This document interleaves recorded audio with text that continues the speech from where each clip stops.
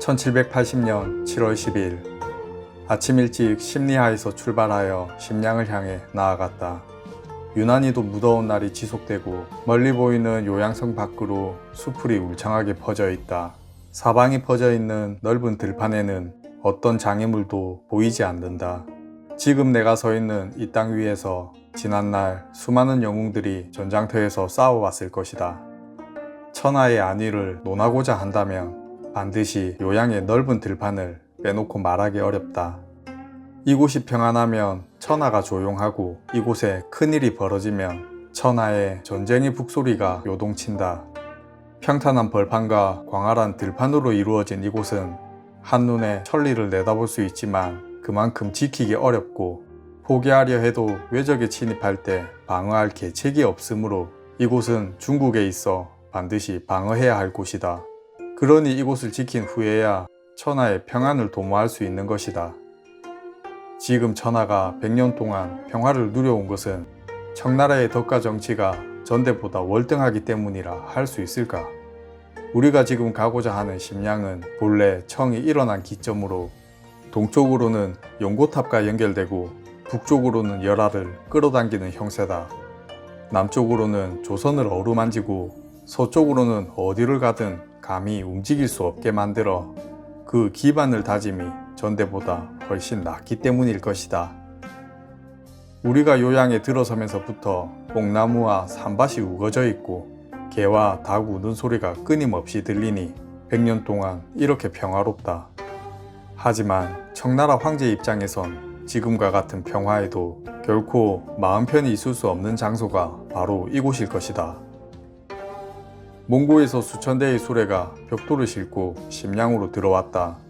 각 수레마다 3마리의 소가 매달려 있는데 대부분 흰 소이고 간혹 푸른색 소도 보인다. 무더위 속에서 짐을 끌고 온 탓에 소들은 코에 피를 뿜어댔다. 몽고인들의 인상을 표현하자면 코가 높고 눈이 깊숙이 박혀 있어 험악하고 날카로운 것이 그 기세가 인간이 아닌 듯했다. 옷차림과 번거지가 초라하고 얼굴엔 땀과 때가 흘러내리지만 발에는 반드시 버선을 신고 있었다. 우리 마부들은 해마다 몽고인들을 만난 탓에 이들의 성격을 잘 아는 듯했다. 길을 가며 서로 농담을 주고받는 자가 있는가 하며 채찍 끝으로 그들의 모자를 튕겨 길가에 떨어뜨리곤 공처럼 차버리기도 했다. 무례한 행동에도 몽고인들은 웃으며 화내지 않는다.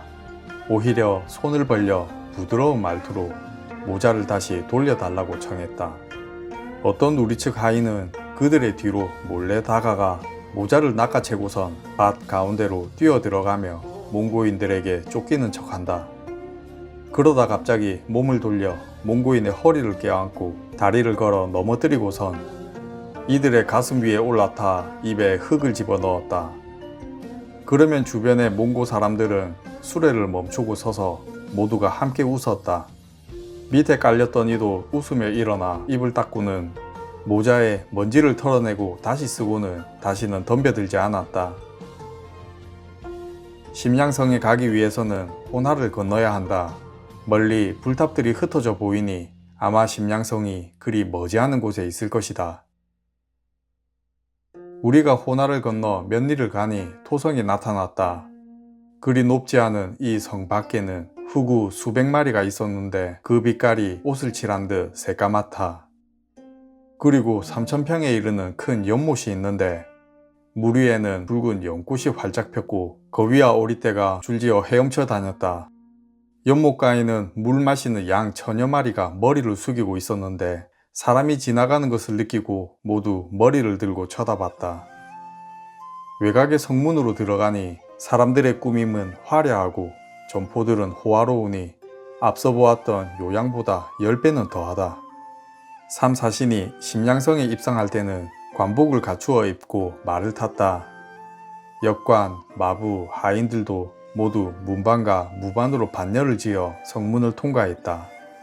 성의 둘레가 10리에 달하고 벽돌로 8 문루를 쌓아 올렸다. 누각은 모두 3층으로 만들었는데 옹성까지 만들어 두어 성을 보호했다. 좌우에는 동서방향으로 2개의 대문을 설치하여 내거리가 돈대로 연결되고 그 위에는 3층 높이의 문루를 세웠다. 문루 아래에 자연스레 십자로가 튀었는데 수레바퀴가 서로 부딪히고 사람들의 어깨가 맞닿을 정도로 붕괴되니 그 번화함이 마치 바다와 같았다. 심양은 본래 우리나라 땅이다.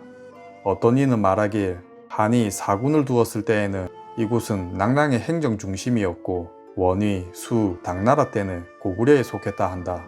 청태종 홍타이지가 황제가 되면서 1634년 심양을 격상하였으니 지금은 이곳을 성경이라 부른다. 나는 박내원, 변계함과 함께 심양 행궁을 구경하기로 했다. 행궁 앞을 지나가는데 한 관리가 한 손에 짧은 채찍을 들고 바쁜 걸음으로 지나갔다. 일행 중 박내원의 마두인 광록은 중국말을 잘하였는데 이내 이 관리를 쫓아가서 털썩하고 한쪽 무릎을 꿇고 머리를 조아렸다. 그가 급히 광록을 일으키더니 왜 이러십니까? 편히 하십시오 라고 했다. 이에 광록이 말하길 저는 조선에서 온 마부입니다. 우리 대감께서 궁궐을 구경하시길 마치 하늘처럼 높이 바라오니 영감께서 이를 승낙해 주시겠습니까? 그것은 어려울 것이 없지요. 저를 따라오십시오. 나는 그를 쫓아가 인사하려 했더니 그의 걸음이 얼마나 빠른지 도무지 따라잡을 수 없었다. 길이 막힌 곳을 바라보니 붉은 목책이 둘러싸고 있다.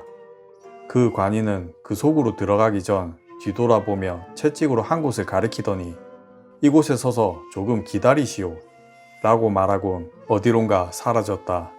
박내원이 말하길 어차피 들어가지 못할 바에야 여기 서 있는 게 무슨 의미가 있겠습니까? 이렇게 옆에서 한번 바라봤으니 그걸로 됐습니다. 그리고 변계함과 함께 술집으로 가버렸다. 나는 광록과 함께 남아 목책 너머로 한번 들어가 보기로 했다. 정문의 이름은 태청문이라고 하는데 광록은 전에 이곳에 한번 왔을 때도 행궁을 구경했었다고 한다. 그때는 아무도 막는 사람이 없었는데 행여나 이번 구경에서 적발되면 쫓겨나기밖에 더 하겠냐며 말하기에 나도 그 말이 옳다고 맞받아쳤다. 태청문을 통과해 정전에 일렀다. 현판에는 숭전전이라 써있고 정대광명이라는 현판도 붙어있다. 왼쪽에는 비룡각, 오른쪽은 상봉각이라 써있다. 그 뒤에는 3층 높이의 누각이 있는데 그 이름이 봉황루이다. 봉황루 양쪽에는 문이 있는데 문 안에는 수십 명의 군인들이 길을 막고 서있다. 할 수 없이 문 밖에서 멀리 바라보니 높은 누각과 겹겹이 둘린 회랑들이 모두 오색 빛깔의 유리기와로 지붕을 이었다. 2층 8강 누각은 대정전이라 한다. 궁궐 구경을 마친 나는 거리를 걷다 예속제라는 이름을 가진 골동품 가게에 들렀다. 이곳은 수제 5명이 함께 운영하는 가게로 모두 젊고 얼굴이 아름다운 청년들이었다. 나는 이들과 밤에 다시 이 가게를 찾아 이야기하기로 약속했다. 이번에는 가상루라 불리는 비단 가게에 들렀다. 이곳은 먼 곳에서 온 선비들이 최근에 연 가게인데 이들과도 밤에 예속제에서 만나기로 약속하고 헤어졌다. 길을 걷는데 관청이 여럿 보였다. 문 앞에 나무를 교차하여 아무나 들어올 수 없게 막아두었는데 오직 재판하는 형부만이 문을 활짝 열어두었다. 나는 관부의 제도를 자세히 알아보고 싶었다. 내 신분이 외국인인 것을 믿고 붙들려도 어찌 되겠지 라는 생각으로 형부 안으로 발을 들였다. 그런데 생각과는 다르게 아무도 나를 제지하지 않았다. 관인은 걸상에 앉아있고 그 뒤에는 지피를 든 사람이 서 있었다. 죄인은 뜰 아래 꿇어 앉아있고 그 좌우에 사령이 대곤장을 짚고 서 있는데 어떤 분부나 호통 같은 것도 없이 관인과 죄인은 차분하게 서로 대화를 나누었다. 한참이 지난 후 큰 소리로 치라 하고 호통치니 사령이 손에 들고 있던 곤장을 던져버리고 죄인 앞으로 달려가 손바닥으로 따기를 4-5번 때리곤 다시 자리로 돌아가 곤장을 들고 서 있었다. 이처럼 간단한 처벌 방식은 옛날에도 본 적이 없었다. 이날 밤부터 다음날 밤까지 이틀 동안 나는 몰래 숙소를 빠져나와 밤마다 예속제를 찾아가 이곳의 사람들과 이야기를 나누며 날이 샐 때까지 술을 마셨다. 이곳에서 만난 사람들은 단지 장사꾼에 불과한 사람들이기에 녹록치 않은 자들이 많아 그 이름조차 기억에 남지 않는 인물들이었지만 그 중에는 괜찮은 사람들도 있었다. 목춘과 온백구는 모두 촉의 사람이다. 온백구는 31살이고 목춘은 24살인데 둘 다 글을 모르는 것이 단점이지만 독특한 풍모를 가진 자들이다. 이들을 위해 회계 업무를 맡은 사람은 비치라는 사람이다. 촉당에서 막 돌아온 그는 35의 나이에 8명의 아들을 두었다. 그림과 조각에 능하며 경의에 대한 논의도 잘하는 비치는 가난한 집안이지만 남을 잘 도와주었는데 이는 자신의 여러 아들을 위해 복을 쌓는 것이라 한다. 노령현 출신의 배관이라는 자는 47의 나이에 키가 7자가 조금 넘는다. 19의 나이에 아내가 요절하여 멀리 떠나보낸 그는 아름다운 수염과 너그러운 품격과 더불어 문장 솜씨 또한 능하여 그 글이 마치 날아가듯 빨랐다. 이들과 여러 이야기를 나누었는데 그중 용에 대한 일화도 있다. 배관이 품에서 공첩을 꺼내어 내게 글씨를 청할 때였다. 그날따라 스스로도 놀랄 정도로 글이 잘 쓰였는데 다른 사람들도 내 글에 감탄을 마지 않았다. 한 잔 걸치고 한 잔 써내치고 하는데 그 필태가 갈수록 호방해졌다. 그러다 몇 장은 소나무와 기이한 돌을 그렸는데 곁에 사람들이 모두 좋아하며 서로 다투어가면서 종이와 붓을 내놓고 내 주위를 둘러싸고선 서로 써달라고 졸랐다. 나는 구름과 소낙비가 내리는 풍경 속에 검은 용 한 마리를 그렸다. 꼿꼿한 지느러미와 불규칙적인 비늘을 가지고 발톱은 얼굴보다 크고 코는 뿔보다 크게 그렸다. 이를 보고 모두들 크게 웃으며 그 기이한 모습에 한마디씩 던졌다. 나는 용 그림을 이제 불에 태우고자 했다. 촛불을 끌고 와 태우려는 찰나 온백구가 급히 일어나 그림을 앗아가 고이 접어 품속에 넣었다. 이를 보고 배관이 말하길 관동천리에 큰 가뭄이 들까 두렵군요. 어째서 가뭄이 든다는 건지요. 만일 이 용이 화룡이 되어 간다면 누구든지 괴로움을 부르짖지 않을 수 없을 겁니다. 모두들 그의 말에 한바탕 크게 웃었다. 배관이 이어 말했다. 용 중에 선한 용과 악한 용이 있는데 그중 화룡이 아주 흉악합니다. 건융 8년 개해 3월에 산해감박 벌판에 용 한 마리가 떨어졌습니다. 그러자 구름도 없고 비와 우레도 없는 날에 번갯불이 번쩍이더니 늦봄의 날씨가 6월의 더위로 변하더니 용이 있는 곳으로부터 백리 안이 모두 펄펄 끓었습니다.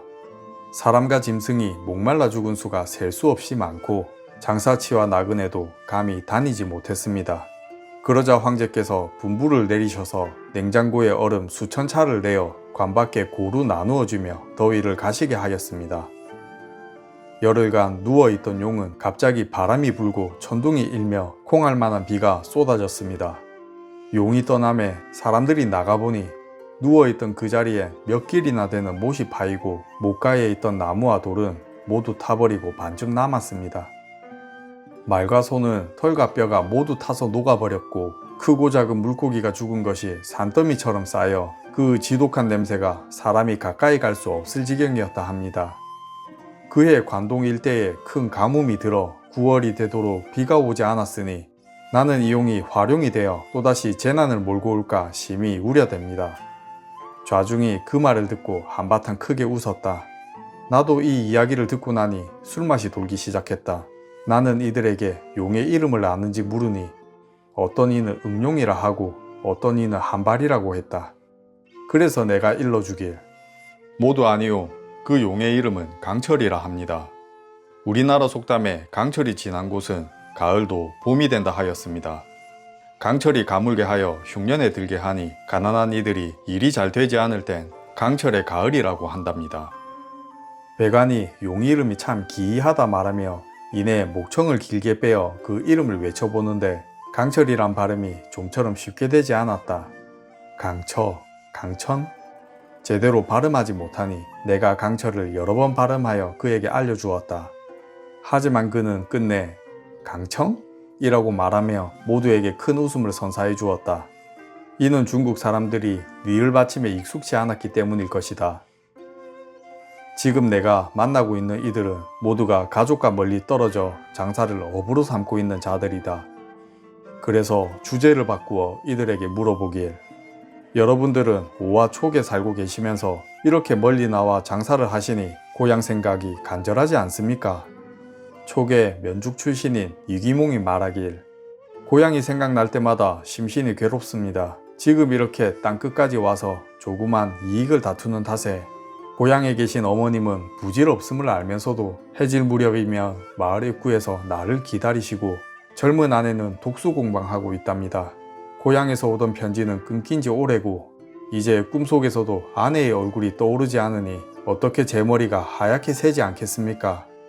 달이 밝고 바람이 잔 날이나 낙엽이 지고 꽃 피는 계절이 오면 그리워하는 마음을 견디기 참 어렵습니다. 나는 상황이 그러한데 어째서 작은 이윤을 쫓아 장사를 하며 왜 고향으로 돌아가 농사 지으며 부모를 모시고 처자를 돌보지 않는지 물었다. 그러자 그가 답하길, 우리 고향의 선비 중에는 졸음을 이겨가며 반딧불 빛 아래에서 책을 읽고 가난을 버티며 글 공부하는 이들이 있습니다. 이런 이들을 하늘이 가엾게 여긴 것인지 때때로 하찮은 벼슬이지만 등용되는 경우가 있습니다. 하지만 벼슬을 하기 위해서 만리 타양으로 떠나야 하는 것은 마찬가지이고 객지에서 부모 상을 당하든 파직을 당하든 고생하는 것 또한 마찬가지입니다. 벼슬 아치는 마땅히 자신의 일터에서 죽음을 맞이해야 할 것인데 혹 허물이라도 생기면 작물은 추징당하고 그간의 모든 공적은 없던 일이 될 것이니 형장에 끌려가며 자식의 손을 잡고 단식한들 무슨 소용이 있겠습니까? 저희들은 배움이 깊지 않아 벼슬길은 가망이 없고 그렇다고 피땀 흘려가며 몸이 앙상해질 때까지 곡식을 수확하며 평생을 살 생각 또한 없습니다. 마치 여름철 벌레가 겨울의 얼음을 알지 못하듯 죽을 때까지 고향에서 한자리를 지키며 살아가야 한다면 하루빨리 죽는 것만 못할 것입니다. 비록 세상이 가게를 대고 물건을 사고 파는 일을 하류 인생으로 지부하지만 우리에게 장사란 하늘이 극락세계를 열어주고 땅이 지상 낙원을 열어준 것과 같은 것입니다. 수레나 배를 타고서 사방을 다녀도 막아서는 것이 없고 그 어떤 대도시라도 내 뜻에 맞게 행할 수 있으니 높은 처마와 화려한 방 안에서 모진 추위와 가혹한 더위가 찾아온들 때에 맞는 방편을 찾아 자유롭게 살 수도 있답니다. 그러니 어버이께 위안이 되고 처자들도 원망하지 않으니 나서거나 물러설 때 여유가 있고 욕되는 것과 영화로운 것에 얽매이지 않게 되니 농사와 사관의 길을 걷는 것에 비하면 어찌 그 즐거움과 괴로움이 비교가 되겠습니까? 또한 저희 같은 사람들은 사람을 사귐에 능력이 있답니다. 우리의 일생에 동무가 없다면 아무런 재미도 없을 것입니다. 저 입고 먹는 것밖에 모르는 사람들은 모두 이런 취미를 모르더군요. 세상에는 얄미운 얼굴을 하고서 멋없는 말씨를 내뱉는 자들이 얼마나 많은지 모릅니다. 그들의 눈엔 오직 좋은 옷과 밥그릇만 눈에 띄일 뿐 사람 사귀는 즐거움이라곤 조금도 가지고 있지 않답니다. 내가 물어보길, 중국에는 산업공상의 사민으로 직분이 구분되지만 귀천에 차별이 없다고 하던데 혼인과 벼슬에 있어 구애받는 것이 있습니까? 우리나라에서는 벼슬아치들이 장사치와 장인들과 혼인하는 것을 금합니다. 학문을 귀하게 여기고 장사를 천하게 생각합니다. 이는 농업을 장려하고 상업을 억누르는 것입니다. 우리 집안은 대대로 장사하는 집안이라 선비 집안과는 혼인이 없습니다. 돈과 쌀을 바쳐서 생혼이 될 수 있을지 몰라도 결국 거인이 되지는 못합니다. 한번 생혼이 되면 선비 행세는 할 수 있습니까? 그렇습니다. 생혼이 된다는 것은 평민계층에서 특권계층으로 접어들었음을 뜻합니다. 이런 재생은 여러 명목으로 나뉘는데 그중 늠생은 생혼들 중에 가장 우수한 성적을 지닌 자들로 조정은 이들에게 양식을 지급합니다. 이 외에도 국자감에서 공부하는 학생인 감생과 공생도 있는데 이들은 모두 생혼 중에서 능력에 따라 뽑혀 오르기 때문에 한번 발탁되면 구족의 영광으로 남습니다. 하지만 대신 주변 이웃들은 해를 입는 경우가 많습니다. 왜냐하면 이들이 관청을 끼고서 시골에서 온갖 권세를 부리기 시작하니 그것이 생원의 유일한 재주가 되었기 때문입니다. 무르선비에는 3가지 등급이 있는데 상등은 벼슬아치가 되어 녹봉을 받는 선비이고 중등은 학관을 열어 생도를 모집하는 선비입니다. 하등은 남에게 손을 벌리는 선비들로 당장 생계를 꾸릴 여건이 되지 않아 창피를 무릅쓰고 빌붙는 자들입니다. 추위와 더위를 가리지 않고 거리를 돌아다니며 사람을 만나면 이야기를 꺼내려 망설이지만 그 속내에 빌붙고자 하는 마음이 다 들여다 보이니 이런 선비들은 뜻하지 않게 세상이 미워하는 존재가 되어버리고 맙니다. 하지만 장사를 하면 이런 괴로운 지경까지는 이르지 않습니다. 이후로도 밤새 여러 이야기를 나누다 보니 다구는 소리가 들려온다. 문 밖 거리에 중얼거리는 사람 소리가 들려올 때쯤 자리에 일어나 사간으로 돌아갔다.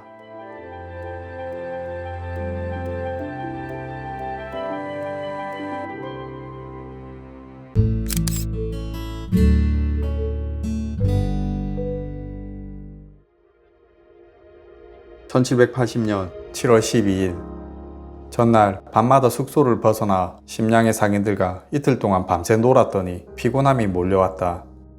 하지만 오늘 사행단은 심량을 떠나야 하기에 아침 일찍 가상루와 예속제에 들러 심량의 벗들과 작별의 인사를 나누었다. 연이어 밤잠을 설친 탓에 고단함이 심해져 창대와 장보기를 불렀다. 양쪽에서 부축하게 하고서 걸으며 한참을 자고 일어나니 그제서야 정신이 맑아져 주변 풍경들이 눈에 들어오기 시작했다. 이때 장보기가 말했다. 조금 전 주무실 적에 몽고 사람이 낙타 2마리를 끌고 지나갔습니다. 뭐? 왜 내게 알리지 않았느냐? 내가 이들을 꾸짖었더니 창대가 말하길. 그때 코 고는 소리가 천둥치듯 하시는데 불러도 깨질 않으시니 저희가 어찌하겠습니까? 저희들도 처음 보는 것이라 그것이 무엇인지는 모르나 생각해보니 낙타인 듯하여 말씀드리는 것입니다. 그래, 그 모습은 어떻느냐? 참으로 말로 하기 어렵습니다. 말인가 하면 굽이 2쪽밖에 없고 꼬리를 보고 소인가 하면 머리에 뿔이 없어서 그 또한 아니고 얼굴이 양처럼 생겨 양이구나 하면 털은 꼬불거리지 않거니와 등에는 삼봉울이 2개가 솟아 있었습니다. 게다가 머리를 쳐들면 거위 같은 모습을 하고 눈은 장님처럼 떴습니다. 과연 그것이 낙타가 맞나 보다. 그래, 그 크기는 어떠하더냐? 높이가 저기 허물어진 담장만 했습니다. 다음부터는 처음 보는 물건이 있거든 비록 졸 때거나 식사할 때라도 반드시 알리거라. 나는 창대에게 단단히 타일러 놓았다. 해가 조금씩 저물 무렵이었다. 강가에 수백 마리의 나귀떼가 물을 먹고 있었다. 푸른색 짧은 치마와 검은 신을 신은 노파 옆으로 7, 8살로 보이는 어린아이가 따라다니고 있다. 그 노파는 한 손에 수숫대를 들고서 나귀를 몰았는데 저 많은 나귀들이 한 집에서 기르는 것이 믿어지지 않았다. 백기보에 일러 숙소로 길을 재촉하던 중 참외밭에서 한 노인이 뛰쳐나왔다. 그가 서너 칸 정도 돼 보이는 초가집을 가리키며 말하길. 이 늙은이가 혼자 길가에서 참외를 팔아 연명하는데 당신네 조선 사람 40~50명이 이곳을 지나가다가 참외를 사 먹었습니다. 처음엔 값을 내고 먹더니 떠날 땐 참외를 한 개씩 손에 쥐고는 소리를 지르며 달아나 버렸습니다. 그럼 왜 상전에게 하소연하지 않았습니까? 그러자 노인은 눈물을 흘리면서 말했다. 그렇지 않아도 이미 그리 했습니다. 하지만 상전이 들어도 못 들은 척하니 나 홀로 어찌 40~50명을 당할 수 있겠습니까? 오히려 그들을 쫓아갔다가 장정 하나가 내 얼굴에 참외를 던지니 눈에서 번갯불이 번쩍이고 얼굴엔 아직 참외물이 마르지 않았습니다. 그가 이리 말하며 내게 청심환을 달라고 졸라대기에 내가 없다고 하였더니 이번엔 창대에게 가서 참외를 팔아달라고 떼를 쓰고는 참외 5개를 앞에 가져다 놓았다. 마침 목이 마르기도 하여 하나를 까서 먹어보니 향기와 맛이 좋은 터라 남은 4개는 밤에 먹기로 하고 창대와 장보기 것도 2개씩 더 샀다. 그런데 노인은 9개의 참외값으로 80푼을 달라고 또 떼를 썼다. 장보기가 50푼을 주었더니 오히려 화를 내며 돈을 받지 않았다. 창대와 장보기가 주머니를 털어보니 71푼뿐이라 나는 말에 먼저 올라타고 장보기를 시켜 돈을 주게 하였더니 노인이 그제서야 못 이기는 척 돈을 받았다. 그가 애초에 눈물로 가련함을 호소한 다음 억지로 참외 9개를 팔고서 100문에 가까운 돈을 요구하니 심히 통탄할 만한 일이고 우리나라 사람들도 길에서 못되게 굴었으니 이는 더욱 한스러울 따름이다. 날이 어둑해서야 숙소에 들어섰다. 참외를 내어 박내원과 개함에게 주어 저녁 뒤 입가심으로 먹게 하고 길에서 하인들이 참외를 빼앗았다는 이야기를 들려주었다. 이에 이야기를 들은 마두들이 일제히 말하길 결코 그런 일은 없었습니다. 그 외딴 집에 참외 파는 늙은 것은 본래 강교하기 짝이 없는데 날이 깨서 혼자 떨어져서 오시니 거짓말로 가여운 꼴을 지어서 청심환을 얻으려던 겁니다. 그제서야 나는 속은 것을 깨달았다. 참외 사던 일을 생각하니 분하기 짝이 없다. 그 갑작스레 흘러내린 눈물은 대체 어디에서 솟았을까? 오늘은 말복으로 늦더위가 더 심해질 터라 새벽 일찍 일행들과 출발했다. 우리가 가는 길에 일판문과 이도정이란 곳이 있는데 이곳은 땅이 움푹 파여 있어 비가 조금만 와도 뻘밭으로 변한다. 봄에 얼음이 녹을 무렵에는 잘못하면 사람이나 말이 순식간에 빨려들어 가까이 있어도 구출하기 어렵다. 작년 봄에 산서에서 온 장사꾼 20여 명이 나귀를 타고 오다가 일판문에서 한 번에 빠져 사라져 버렸고 우리나라 마부도 2명이 빠져 목숨을 잃었다 한다. 요동벌판에 천리에 이르는 뻘밭은 떡가루처럼 부드럽고 비를 맞으면 반죽처럼 진득거린다. 그곳에 지나가다 빠지기라도 하면 무릎과 허리까지 빨려 들어가는데 한 다리를 뺀다고 해도 다른 쪽 다리가 더 깊숙이 들어가 결국 온몸이 땅속 깊은 곳으로 흔적도 없이 사라질 수 있다. 지금은 청나라 황실이 자주 심양을 다니기에 나무를 엮어 다리를 만들어 두었다. 3년마다 한 번씩 보수한다는 이 다리는 200여리에 걸쳐 일관되게 뻗어 있는데 물리적 힘이 굉장한 것도 놀랍지만 그 정교하게 맞춰진 솜씨는 더 놀랍다. 민간에서 흔히 사용하는 물건들조차 이러한 규모를 본받아 대개 비슷한 크기로 만들어진다. 이는 홍대용이 말한 것처럼 우리나라가 중국의 신법에 미치지 못한다는 것을 보여주는 예일 것이다. 이날 밤에 소흑산에 도착하여 상점가를 둘러보았다. 다행히 상점들이 아직 문을 닫진 않아서 한 곳에 들어가 보았다. 탁자 주변으로 사람들이 앉아 있는데 그중 한 사람이 탁자 위에 자리를 잡고서 글자를 쓰고 있었다. 내가 그의 필법을 보니 아주 옹졸하여 이참에 내 재주를 한번 뽐내보고자 했다. 탁자 위에 남아있는 종이에 먹을 진하게 묻혀 글자를 써내려가니 사람들이 내 글씨를 보고 한마디씩 하기 시작한다. 어떤 이는 조선 사람이 글씨를 참 잘 쓴다고 말했고 또 어떤 이는 동이도 글씨를 우리와 같게 쓰네 라고 했다. 나는 이쯤에서 붓을 탁 하고 소리내어 내려놓고선 일어서니 여럿이 내 손목을 잡고선 잠깐만 앉아 계시라며 부탁하기 시작했다. 이들이 내게 조남이 어떻게 되십니까? 하고 물어 내가 성명을 써보이자 그들이 더 기뻐하였다. 처음 들어올 때는 별다른 관심을 보이지 않더니만 내 글씨를 본 뒤로는 차도 내어오며 확연히 달라진 태도를 보이기 시작했다. 이때 상점 주인이 가게 앞에 걸만한 글을 써달라고 요청했다. 사실 어제도 신민둔이라는 곳에 도착했을 때 전당포에 들러 글자를 써주었었다. 그곳에서도 나는 글자를 써주며 재주를 뽐내었는데 역시나 전당포 주인이 가게 앞에 걸 글자를 써달라고 요청했다. 지난 여정 동안 점포 앞에 기상세설이라는 문구를 자주 보았던 나는 그 뜻이 장사에 임하는 자세가 가을 서리빨처럼 깨끗하고 하얀 눈보다도 더 밝다는 것으로 생각하여 그의 요청에 기상세설 4글자를 적어주었다. 하지만 주인은 못 믿어온 표정을 지으며 우리 점포와 상관도 없네 뭐 라고 하며 퉁명스럽게 말했다. 나는 또 만납시다 라고 말하고 점포를 나와 생각하길 총구석에서 장사나 해먹는 녀석들이 심양 사람들처럼 잘 쓴 글씨를 알 턱이 있나 무식한 놈들 이라고 하며 투덜거렸었다. 그런데 오늘 또 이곳에서 상점 주인에게 글씨를 요청받았으니 나는 다시 한번 기상세설이란 글자를 써주기로 마음먹었다. 그런데 이번에도 여러 사람들이 수상한 눈빛을 주고받으며 난감한 표정을 지어대니 그제서야 뭔가 잘못되었음을 눈치채고 이들에게 묻길 제가 쓴 글귀가 이 점포와 아무 상관없는 글입니까? 그렇습니다. 저희 점포는 부인들의 장신구만을 다루는 곳이지 국수집이 아닙니다. 나는 내 실수를 깨닫고 어제 한 내 행동에 부끄러움을 느꼈다. 하지만 이들에겐 사실 알고 있었지만 장난으로 써보았을 뿐이라 대강 둘러대고선 다시 글을 써주었다.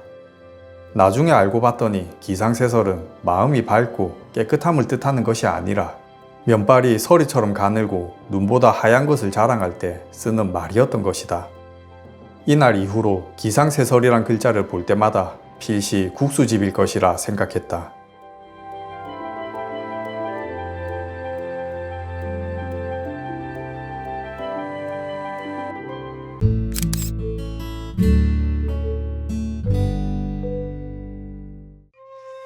(1780년 7월 15일) 우리나라 선비들이 북경에서 돌아온 이들에게 반드시 묻는 질문 중 하나는 이번 행차에서 가장 장관은 무엇이었는지이다. 그러면 저마다 인상 깊게 본 것들을 이야기하지만 학문이 가장 뛰어난 1등 선비라며 씁쓸한 표정으로 아무것도 볼만한 것이 없다고 말한다. 그럼 사람들은 어째서 볼만한 것이 없냐고 물어대는데 그러면 1등 선비는 이렇게 대답한다. 황제가 머리를 깎았고 신하들도 모두 머리를 깎았으며 선비와 서인들까지 모두 그러합니다. 아무리 학문이 있고 똑똑하다 한들 한번 머리를 깎았다면 곧 오랑캐입니다. 오랑캐는 개이고 돼지인데 짐승에게서 무슨 볼거리가 있겠습니까? 그럼 2등 선비의 대답은 어떠할까? 그들은 이렇게 말한다. 천국의 성곽은 만리장성의 남은 부분이요. 건물은 아방궁을 본뜬 것에 불과합니다. 명국이 망하여 중국의 산천이 날고기에 노린내로 뒤덮였는데 무슨 볼거리가 있겠습니까? 우리에게 10만 대군이 있다면 당장 사내간으로 쳐들어가 중원을 소탕한 다음에야 장관을 이야기할 수 있을 것입니다. 하지만 나는 하등 선비이기에 이렇게 말한다. 천국의 장관은 깨진 기와에 있고 똥 무더기에 있다. 대개 깨진 기와 조각은 세상에 버려지는 물건이지만 이곳에서는 담장을 쌓을 때 장식으로 사용하여 아름다운 예술로 만들어내고 뜰 앞에 예쁜 문양을 만든 뒤 바닥에 깔아두니 비 오는 날 진흙탕이 되는 것을 방지한다. 그리고 똥은 지극히 더러운 것이지만 그것을 밭에 쓰기 위해 함부로 버리지 않고 금싸라기처럼 귀하게 다룬다.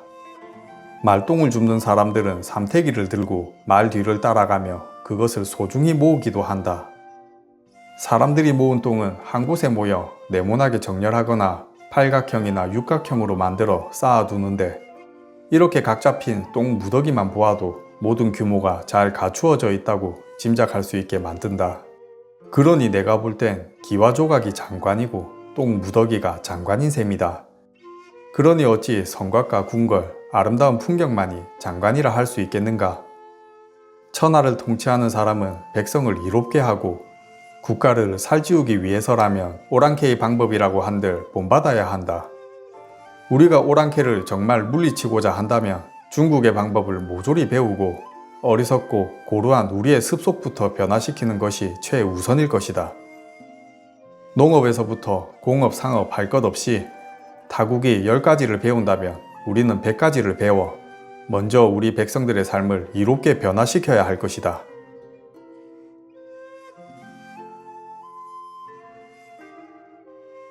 우리나라가 천국의 문물을 꼭 본받아야 하는 것 중 하나에 수레가 있다. 사람이 타는 수레를 태평차라 말하고 화물을 싣는 수레를 대차라고 한다. 태평차의 생김새를 말하자면 바퀴 높이가 팔꿈치에 닿을 만큼 높고 바퀴마다 바퀴살이 30개는 된다. 쇠조각과 쇠못으로 바퀴를 입혔는데 이렇게 만든 수레 위에는 둥근 방을 만들었으니 세 사람은 좋게 들어간다. 좌우로 유리를 붙여서 창을 내고 앞에 널판을 가로로 두어 마부가 앉을 수 있게 만들었다. 뒤쪽에는 하인이 앉을 공간이 마련되어 있다. 태평차는 나귀 한 마리가 끌고 갈 수 있는데 먼 길을 떠날 때는 말이나 노새의 수를 늘려 사용했다. 화물차인 대차는 태평차에 비하면 바퀴의 높이가 조금 낮다.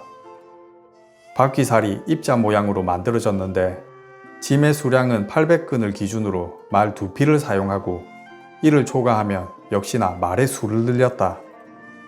화물 위로는 사짜리로 방을 꾸몄는데 마치 배 위에 지어진 움집처럼 생겼고 그 속에서 자고 누울 수 있게 만들어졌다. 대개의 대차는 6필의 말이 끌었는데 수레 밑에는 큰 방울을 달고 말의 목에도 조그만 방울 수백 개를 둘러 쟁그렁거리는 소리를 내게 하니 밤길을 다닐 때 경계로서의 역할을 했다. 어쨌든 이런 수레를 활용하는데 가장 중요한 것은 궤도를 모두 동일하게 함에 있다. 바퀴 간의 간격을 일정하게 제도화하니 바퀴 자국 또한 일정할 터였다. 지금 중국 땅에 들어와 천리길을 오면서 매일 수많은 수레를 보았는데 그때마다 수레들은 앞수레가 지나간 바퀴 자국을 뒷수레가 그대로 따라갔다. 이들의 수레 제도가 이러하니 도성 문턱에 바퀴가 닿은 곳은 움푹하게 패여 홈을 만들었다. 우리나라에도 수레가 전혀 없는 것은 아니지만 그 바퀴가 온전히 둥글지 못하고 바퀴 또한 통일되지 않았으니 바퀴 자국 또한 들쭉날쭉이다. 이는 수레가 없는 것과 마찬가지다. 그런데 이를 두고 우리나라 사람들은 늘상 이렇게 말한다. 우리나라는 길이 험하고 산이 많으니 수레를 쓸 수 없다.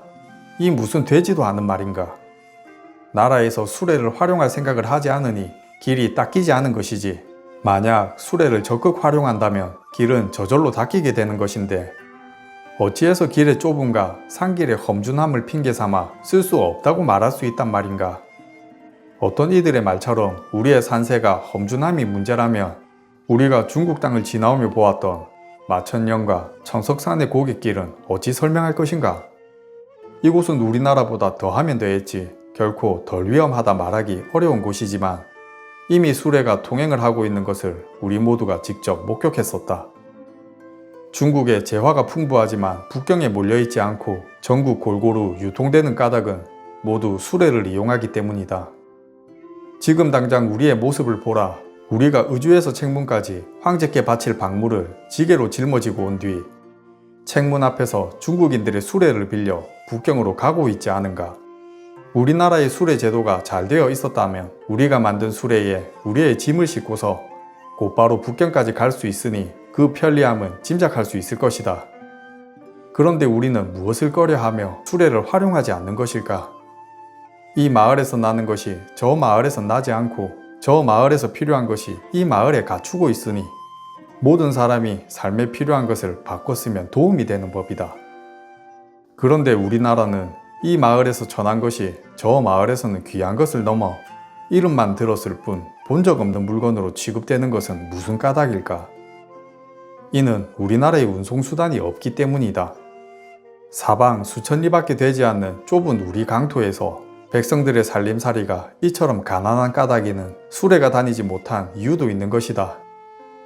사대부들이 성인이 지은 글이랍시고 읽어대는 것에 참뜻에 알려고 하지 않고 그저 입으로 글만 외워 말하는 꼴이니 백성들의 삶을 위해 어떤 것을 만드는 기술이나 움직임에 대한 연구를 하려고 하지 않았다. 그리하여 그들이 말하는 학문이라는 것이 곧 사대부들의 허물이 되어버렸으니 백성들의 삶에 무슨 보탬이 되겠는가. 참 한심하고 기막힐 노릇이다.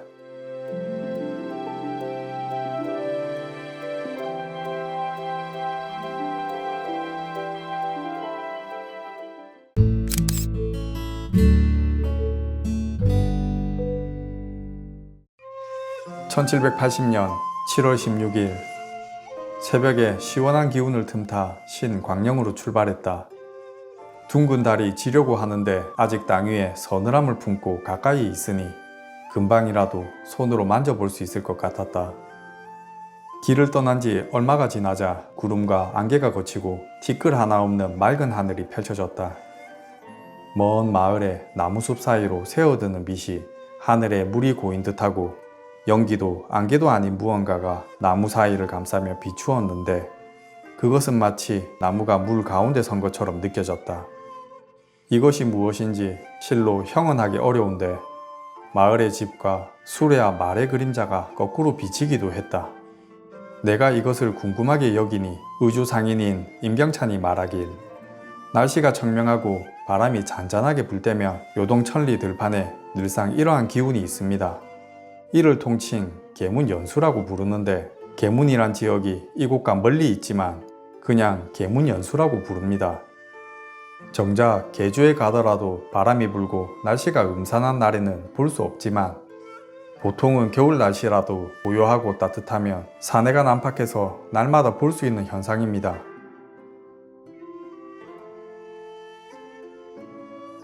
길을 재촉한 우리는 오양역에 일러 점심을 먹었다.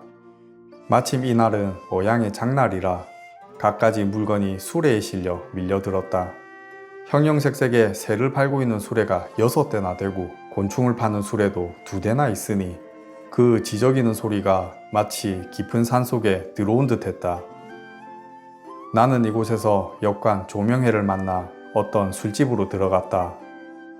마침 술집에서 소주를 내린다기에 다른 집으로 옮기려 했더니 술집 주인이 화를 내며 명회에게 달려들더니 머리로 가슴을 받으며 어디 가지 못하게 붙잡아 두었다. 명회는 멋쩍은 웃음을 지으며 다시 자리로 돌아와 돼지고기와 술을 비롯한 것들을 배불리 사먹은 뒤 떠났다. 멀리 13산이 보인다. 넓은 벌판 가운데 13개의 돌 봉우리가 날아와 앉은 듯한 이 산은 그 보일 듯 말 듯 기이하게 솟은 폼이 마치 여름 하늘에 피어오른 구름 봉우리 같다. 나는 길을 가다 수염이 하얗게 센 늙은이를 봤다. 그의 손에는 작은 낚싯대를 들고 있었는데 그 끝에 고리를 달아 참새가 앉을 수 있게 하였다. 그가 기르는 듯 보이는 참새는 색실에 발이 묶여 길로 걸어 다녔는데 중국에서 새를 놀리는 모습이 되게 이러하다. 더위에 지쳐 있었던 나는 졸음을 쫓고자 말에서 내려 걷고 있었다. 그때 7, 8살쯤 보이는 한 아이가 빨간 실로 뜬 여름 모자를 쓰고 몸에는 고동색 두루마기를 입고 있는 것이 보였다. 그 걸음걸이는 사뿐하고 얼굴빛이 눈과 같았으며 눈매는 마치 그린 듯 했다.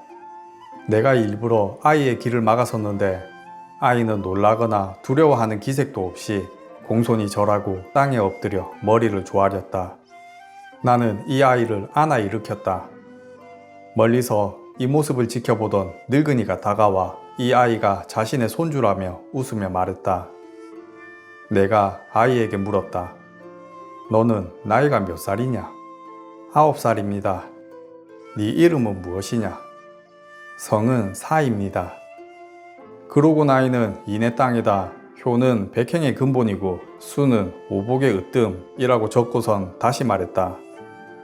할아버지께서 말씀하시길 사람의 자식이라면 효도해야 하고 또 오래 살아야 된다고 하셨습니다. 그래서 제 이름을 효수라고 지어주셨습니다. 나는 아이의 말에 놀라움을 금치 못하며 다시 물었다. 그래, 네가 지금 읽고 있는 글이 있느냐? 2책은 벌써 외웠고 지금은 논어 하기편을 읽고 있는 중입니다. 2책이라니 그 책은 무엇이더냐? 대학과 중용입니다. 효수는 2책을 모두 외우고 지금 논어 강의를 받고 있는 것이었다. 이번에는 효수가 내 성을 물어보았다. 내가 박씨라고 알려주니 그러한 성은 백가원에도 나오지 않습니다 라고 하였다. 백가원에는 여러 사상가들의 성이 있을 터지만 조선 박씨 성은 처음 들어볼 터였다. 노인이 내가 그 손자를 귀여워함을 알고 만면에 웃음을 띠며 말하길 고려에서 오신 어르신께서는 부처님 같은 분이군요. 분명 슬하에 봉쇄 같은 아드님에 기린 같은 손주님을 두셨을 텐데 그 마음으로 남의 어린아이까지 귀여워해 주시는군요. 나는 아직 손주를 보지는 못했다고 답하고는 이내 손에 들었던 부채를 접어 기특한 아이에게 선물로 주었다. 노인 또한 이를 보고 자신이 가진 비단 수건을 주며 사례했다.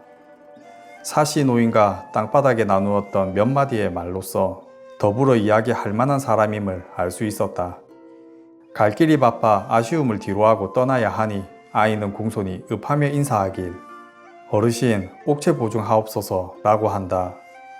노인의 집이 이곳에서 멀지 않은 왕산포에 살고 있다는 이야기를 듣고도 여유가 없어 그의 집을 찾아 이야기를 나눌 수 없었으니 그 점이 참 한스러웠다.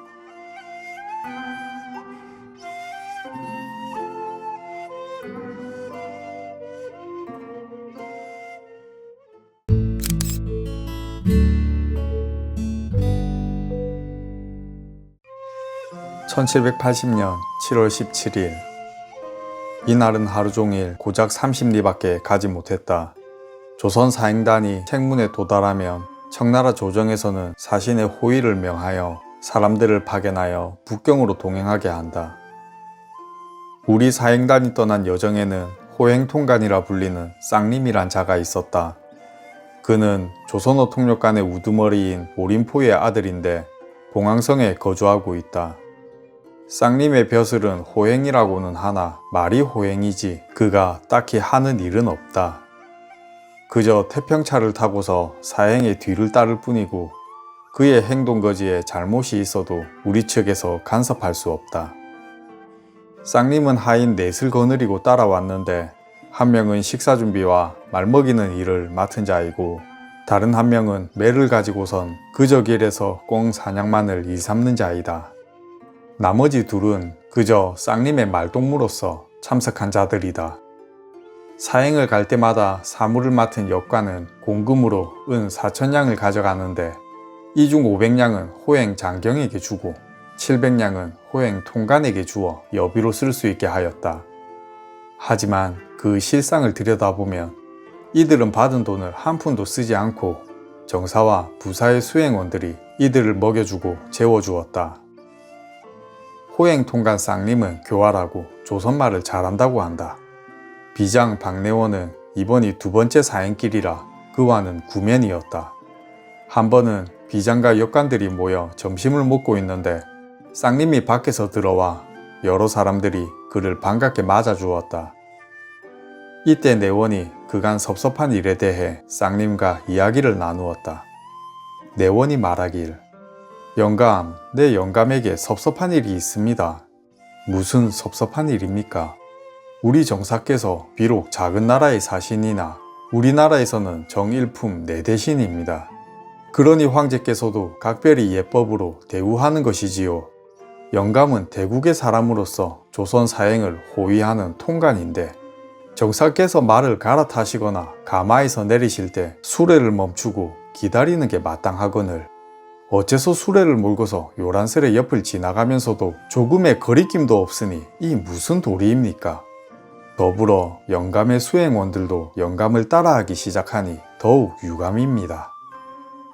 이 말을 들은 쌍림이 반색하며 말한다. 그것은 당신이 잘 몰라서 하는 말입니다. 대국의 예법은 조선과는 아주 다릅니다. 대국에서 칙명을 내리며 조선의 의정 대신이라 한들 우리와 대등하게 공경해야 합니다.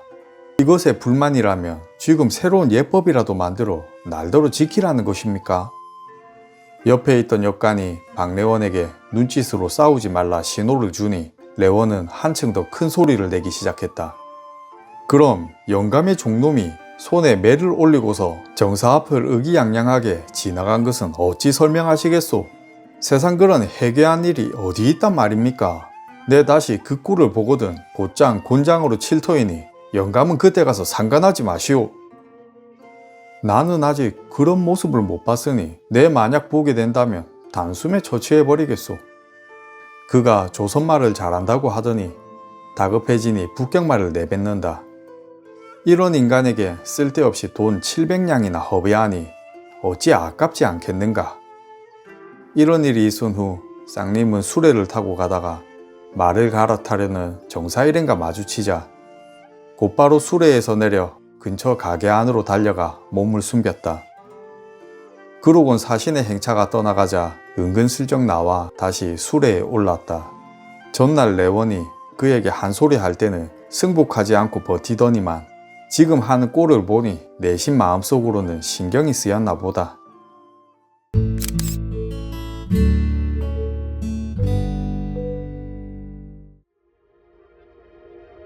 우리가 소릉하를 건널 때였다.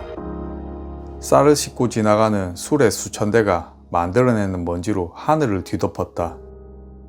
그때 갑자기 사나운 바람이 불어와 급히 역참에 들어갔는데 깜빡 잠들고 말았다.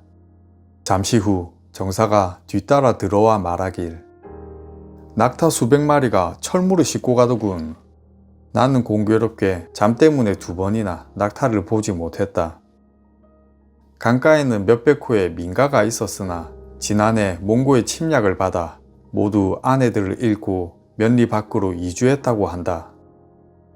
지금 길가에는 민가들이 폐허가 되어 다무 무너지고 벽만 덩그러니 남아있다.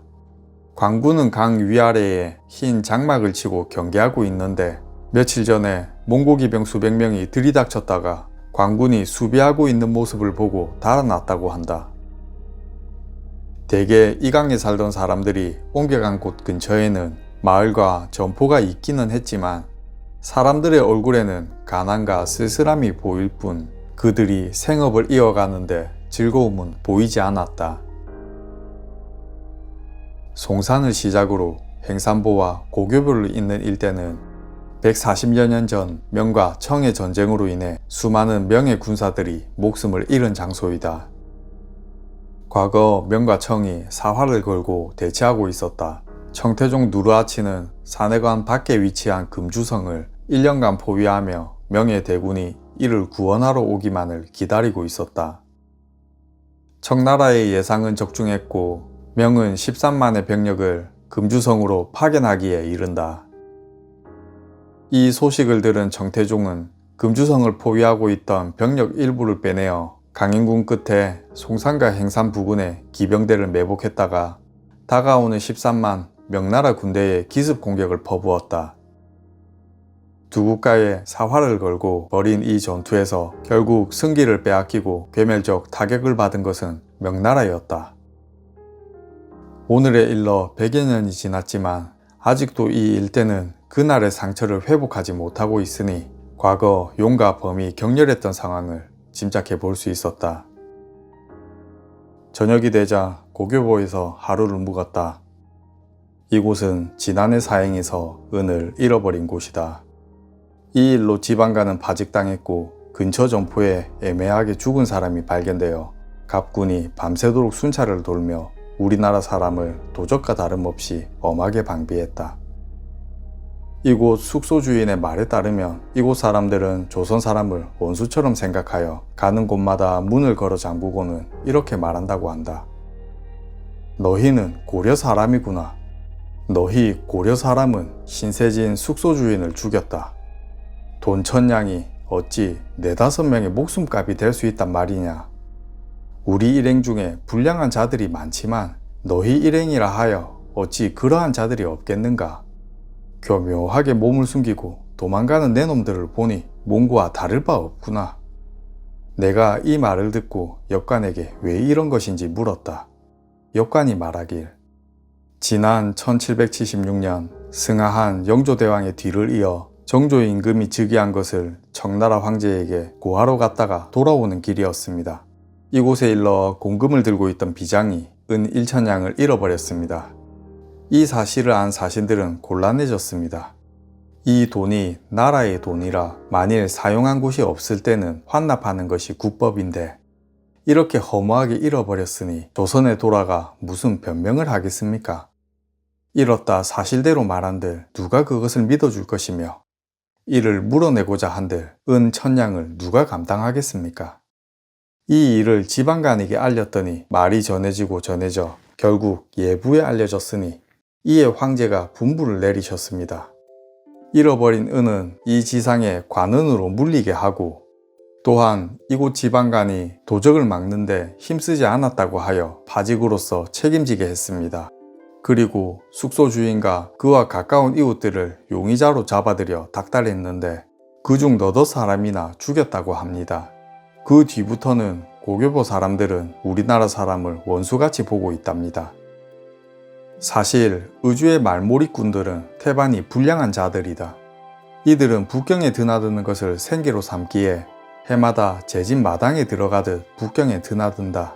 하지만 의주부에서 이들에게 보상으로 지급하는 것은 고작 백지 60권에 지나지 않으니 그 삶이 팍팍하여 100여 명에 가까운 말몰이꾼들은 길가에서 도적질을 하지 않으면 다녀올 수 없는 것이 되었다. 이들은 압록강을 건넌 뒤부턴 씻지 않아 머리털에 먼지와 땀이 뒤엉켜 더부룩하고 비바람에 시달려 그 남루한 옷과 번거지 차림이 인간도 아니고 귀신도 아닌 꼴을 하고 있다.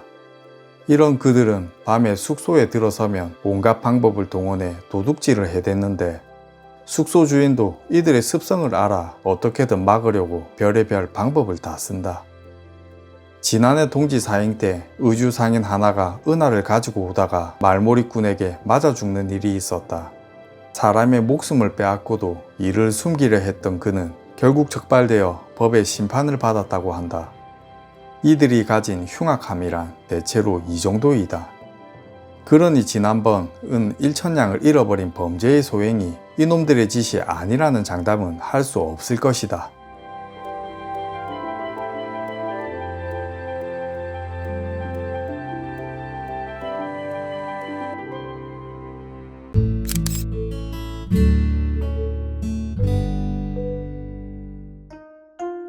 (1780년 7월 19일) 어제 부사와 서장관과 함께 새벽 일찍 탑산으로 가 해돋이를 구경하자고 약속했었다. 하지만 모두가 늦게 일어났으므로 우리가 탑산에 일렀을 땐 이미 해가 떠오른 뒤였다.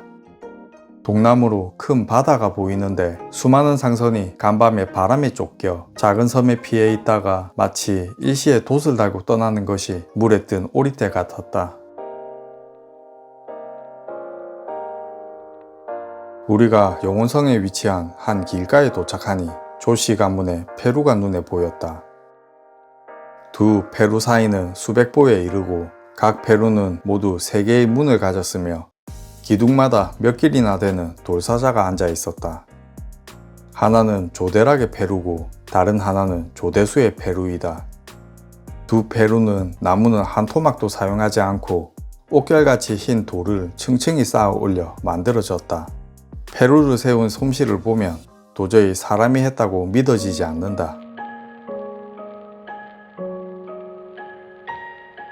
1622년 광령성 전투에서 광령순무 왕하정은 청나라의 공격을 막지 못하고 패퇴하여 사내간으로 도망쳤다.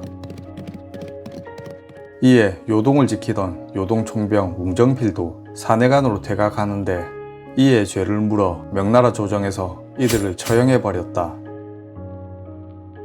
기세등등한 누르하치에 고전하던 명나라였지만 원숭한이라는 자가 스스로 자처하고 나서서 이들을 막고자 하니 명나라 조정이 이를 받아들여 그를 격전지로 보내게 된다. 1623년 사내간 밖에 위치한 영혼성에 도착한 원숭아는 군민의 힘을 빌려 성벽을 새로 축조하고 서양 오랑캐들의 무기인 홍위포를 준비하여 공격에 대비했다. 그로부터 3년 뒤 드디어 누르하치가 대규모 병력을 이끌고 영혼성을 공격했다.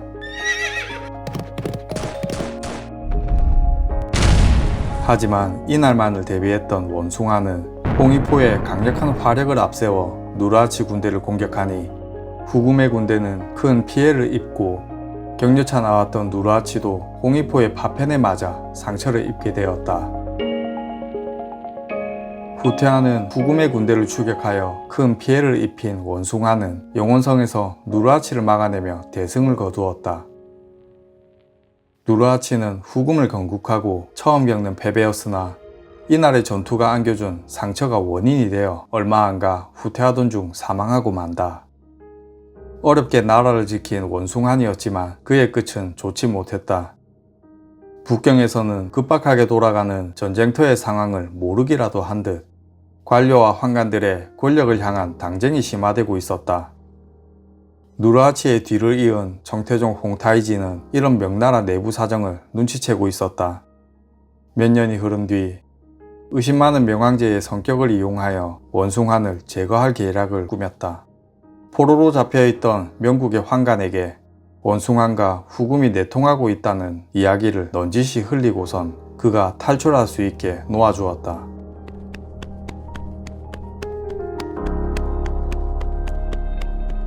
북경으로 돌아간 환관은 이 사실을 황제에게 고했으니 황제는 원숭한을 북경으로 소환하여 잔인한 형벌로서 그를 처형했다.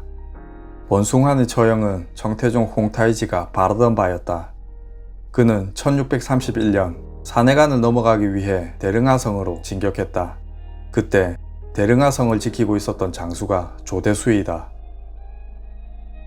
대수는 총태종에 맞서 대릉하성에서 농성했으나 성을 포위하고 버티는 청나라 군대로 인해 3개월을 버티다 군량이 떨어져 수천 명이 굶어 죽으면서 결국 항복을 선택하고 만다.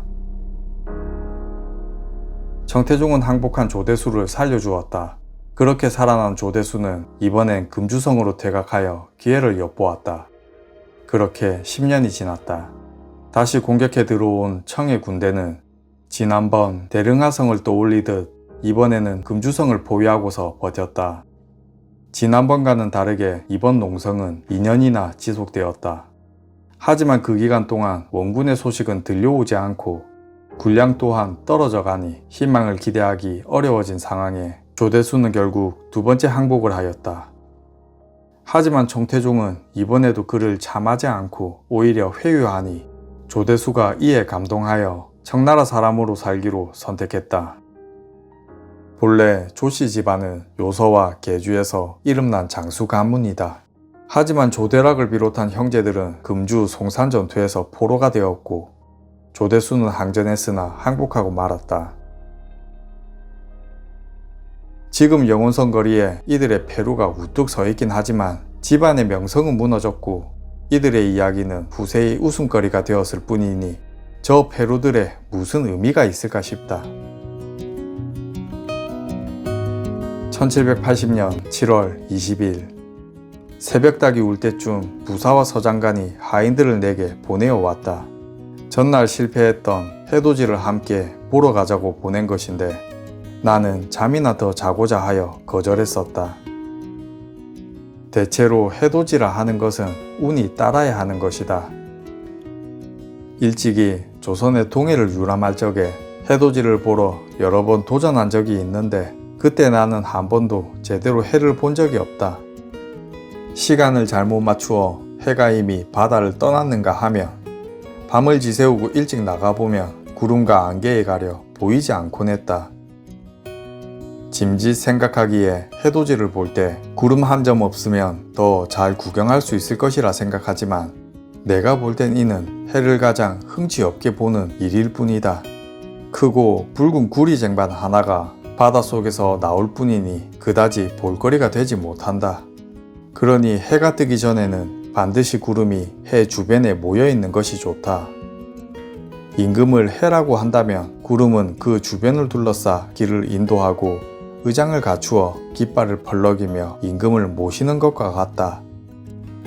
하지만 구름이 너무 많이 끼이면 그 또한 너무 많이 가려져 볼거리가 되지 못한다. 해돋는 광경은 사실 매일이 다른 모습이라 사람마다 보는 바가 같지 않을 뿐더러 반드시 바다에서 구경할 만한 것도 아니다. 이번 여정길에서 요동에 일렀을 때 넓은 들판에서 날마다 해돋이를 보았는데 한 번은 하늘이 개어 구름이 없으니 해가 그리 크지 않아 보였다. 그렇게 열흘을 요동의 해돋이를 보았지만 날마다 다른 모습이었다. 전날에 이어 오늘도 해돋이를 보러 간 부사와 서장관은 안타깝게도 구름에 가려 오늘도 해를 보지 못했다고 한다.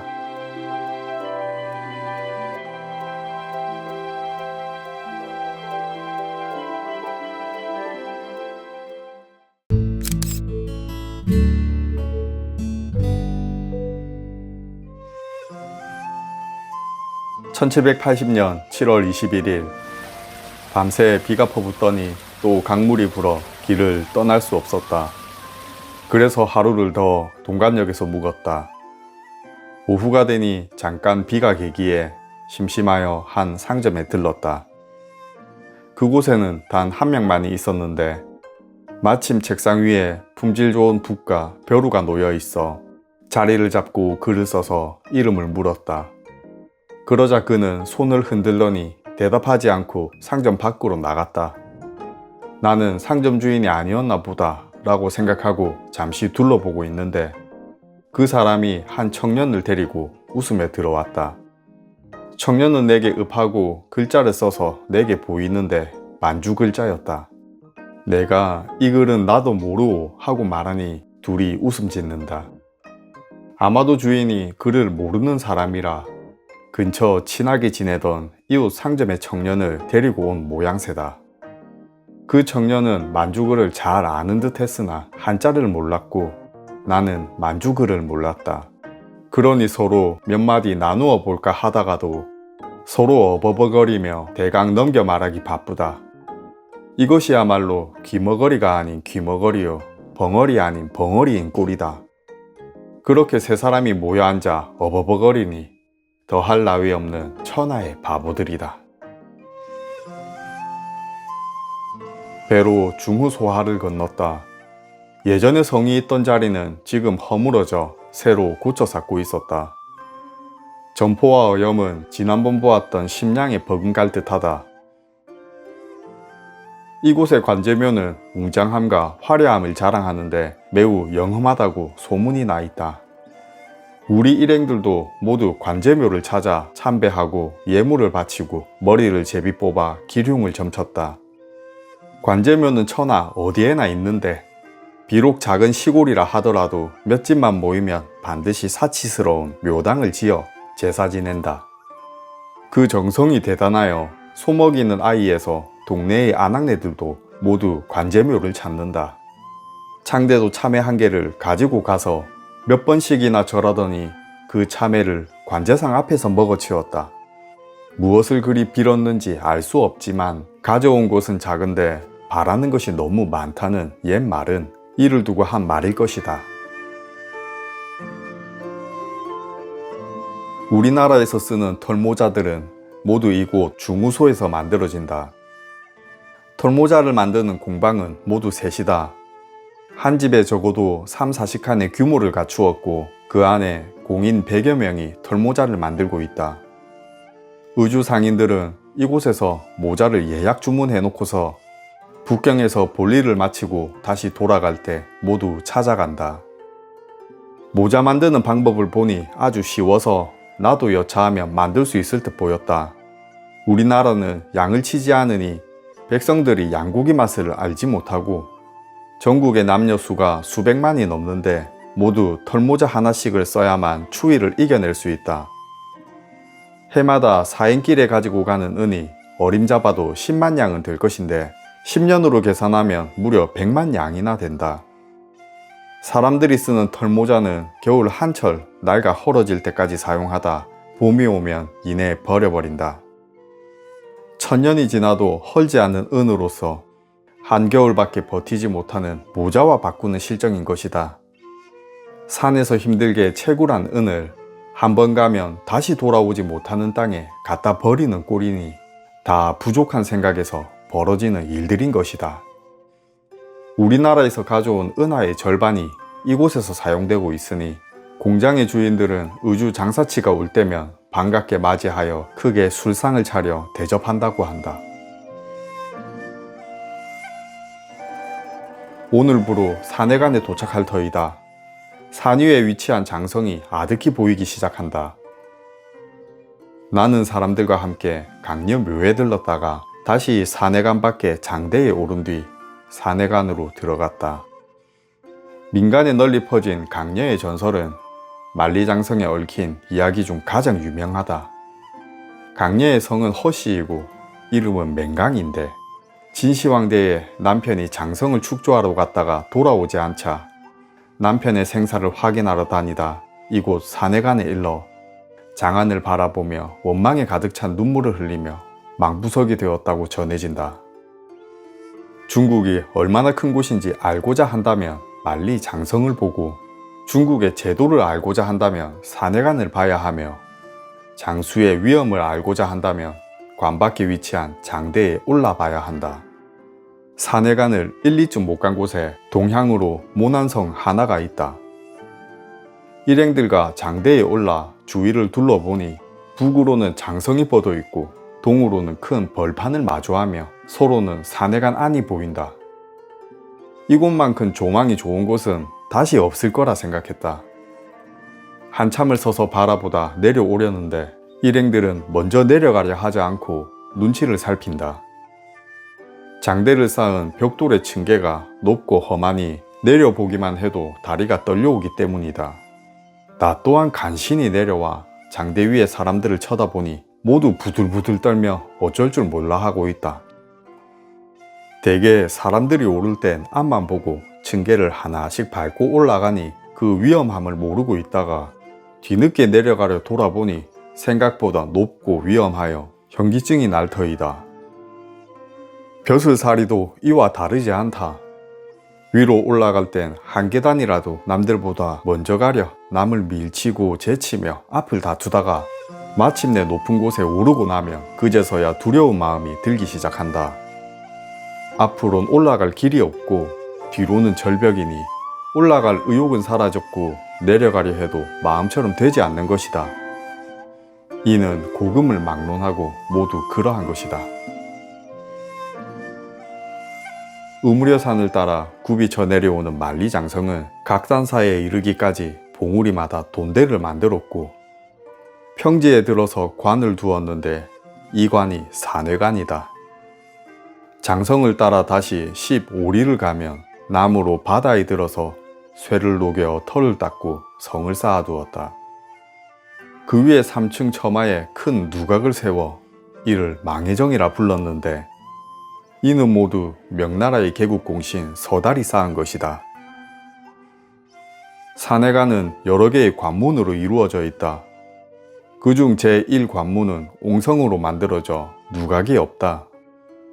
옹성의 동남쪽에 문을 만들고 쇠로 만든 문 위에 위진화이라는 글자를 새겼다. 위진화이란 위엄으로써 중국과 오랑캐를 누른다는 뜻이다. 제2관문은 성루를 4층으로 만들었고 무지개 모양의 문에는 산회관이라 새겼다. 제3관문은 3층 처마의 높은 누각에다 천하 제1관이라는 편액을 걸었다. 산회관을 들어설 때도 심양에서처럼 문무로 반을 나누어 들어갔다. 세간원과 수비 군관들이 산회관 안에 행랑채에 앉아 말과 사람을 검열했는데 봉성에서 만든 조사서와 일일이 대조해 보았다. 이는 청나라 상인이나 여행자라 하더라도 예외는 없었다. 성명을 비롯한 가지고 있는 물품과 수량을 정확히 등록하여 간사하게 속이는 짓을 엄하게 단속했다. 검열을 모두 마치고 산회관 서쪽에 나 있는 문인 영흥문으로 향했다. 이곳까지 통과해야만 비로소 관내로 진입하는 것이다. 내거리에 성을 둘러쌌고 사면에 무지개 모양의 문이 달려있다. 그 위에 3층 처마에 높은 누각을 세워 상해부상이라는 현판을 붙였는데 상서로움이 해 뜨는 곳까지 뭉게뭉게 피어오른다는 뜻이다. 이는 옹정황제의 글씨라 한다. 봉황성에서 시작하여 천열이나 되는 길을 오며 매일같이 성들을 보고 오늘에 일러 장성까지 보고 나니 비로소 그 모든 솜씨가 이 관에서 본뜬 것임을 알 수 있었다. 하지만 그 모든 것들은 결국 이 산회관에 비하면 손잡벌에 지나지 않는다. 그 옛날 진나라의 목념이 장성을 쌓고 오랑캐를 막고자 했으나 정작 진을 멸망시킨 오랑캐는 시황제의 아들 호예이니 집안에서 오랑캐를 키운 꼴이다. 명나라의 개국공신인 서달은 산회관을 설치하여 여진족 오랑캐를 막았으나 훗날 명예장군 오삼계가 청나라의 도루곤에게 산회관의 문을 열어 오랑캐를 맞이했으니 어찌 명나라가 멸망하지 않을 수 있었겠는가. 천하가 무사태평한 지금에 일러 이곳을 지나가는 나그네와 장사치들에게 비웃음만 사는 이야기가 되어버렸다. 지금 산회관에 들어서 돌이켜보니 내가 이 관에 대해 무슨 할 말이 있겠는가.